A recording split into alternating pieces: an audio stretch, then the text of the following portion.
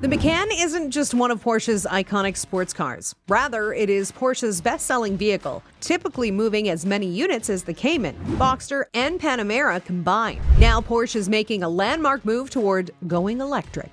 However, doing so is difficult, and getting users of the Macan to adopt the now electrified version might be even harder. Well, Porsche's gone far and beyond to make sure the Macan is one of the best EVs on the market. In this video, we're discussing all the things you need to know about the Macan EV. Let's get into it.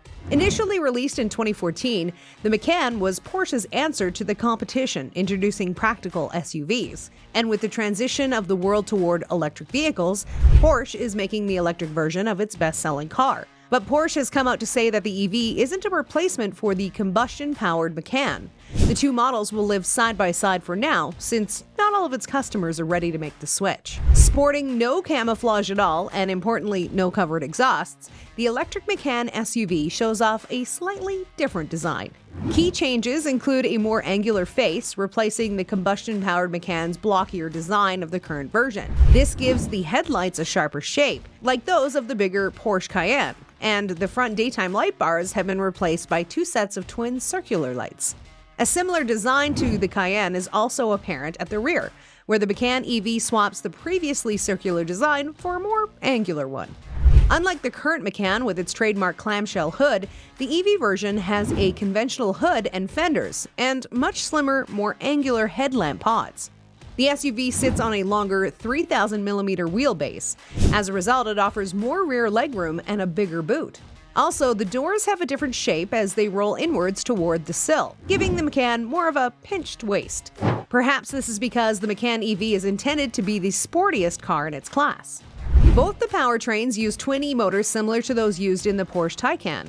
On the road, the delta between the two versions feels a lot bigger than 170 horsepower.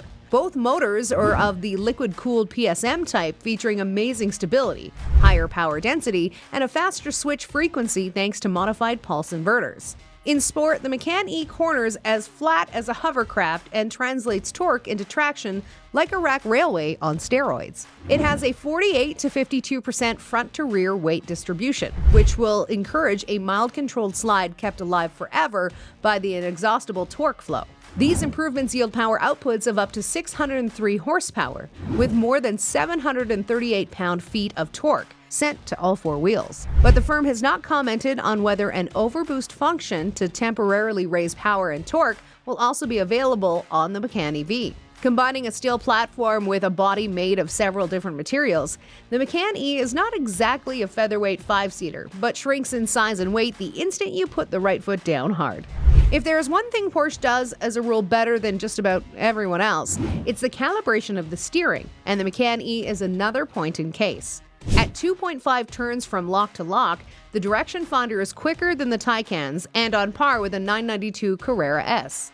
In combination with the optional rear-wheel steering, the SUV is more chuckable through the twists and turns and every bit as stable even at unrestricted speeds. The new Macan will be the first Porsche to ride on the new premium electric platform developed by Porsche and Audi. That should allow for more powerful and more efficient electric motors. But when customers find out how much muscle the EV is packing, they might find it hard to resist leaving gas pumps behind.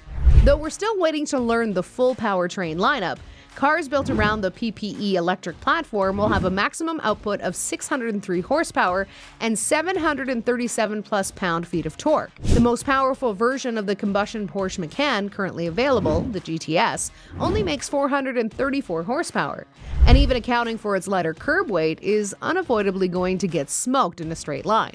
While Porsche has said the rear electric motor would sit as far back as possible on the Macan EV, giving the weight differential a slight rearward bias for better performance dynamics.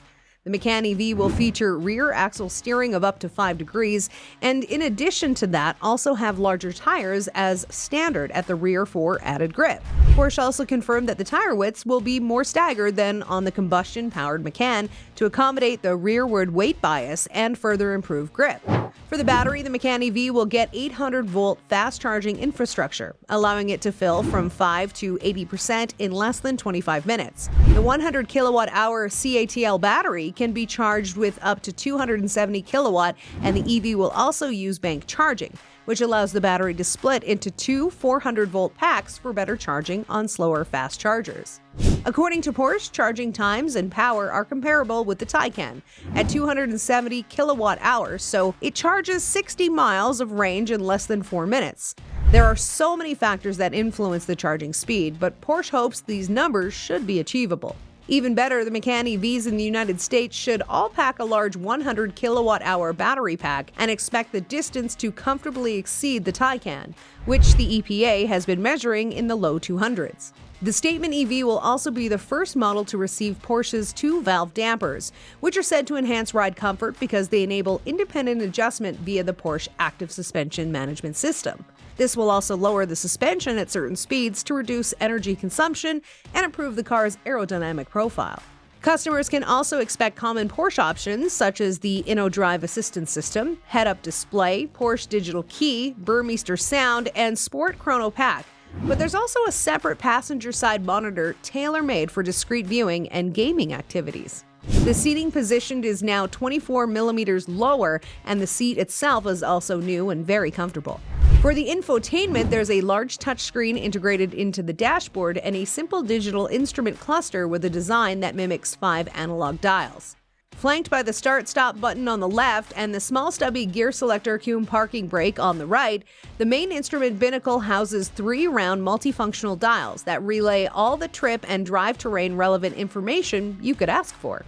The Infotech also comes with several icons and apps vying for attention in the rectangular center monitor, positioned just above the climate control panel, which contains 5 physical and fail-safe rocker switches. As confirmed by Porsche Newsroom, the new model is currently in the late stages of development and testing. However, Porsche has not confirmed a launch date for the Macan EV yet, but it appears to have been delayed significantly. Reports from 2022 had Porsche pushing the Macan EV back until at least 2024 due to Volkswagen Group's software issues. According to a German report, a timeline for the Volkswagen Group new 1.2 software debut in the Macan has been pushed back a further 16 to 18 weeks amidst job cuts. Development for this all-new model has focused on performance, efficiency, and longevity. Advancements in 3D modeling for simulating aerodynamics and thermodynamics have played a major role in the development of the EV. Before the all-electric Macan goes on sale, it will have completed over 3 million test kilometers worldwide in varying conditions. With over 100,000 Taycans produced, the Macan EV will be the next chapter in Porsche's accomplished electric history. As regards the current Macan, the automaker is concerned about the quality of the EV infrastructure in North America, and reportedly told dealers in the US that it will review its decision on ditching the combustion-engine Macan in 2025 or 2026, based on the sales volume of the EV over the next 2 years. Do you think the EV is going to match the standards of the current Macan? Let us know in the comments. If you happen to enjoy this video, hit the like button down below and consider subscribing to the channel if you're interested in these types of videos. Thanks for watching. Until next time.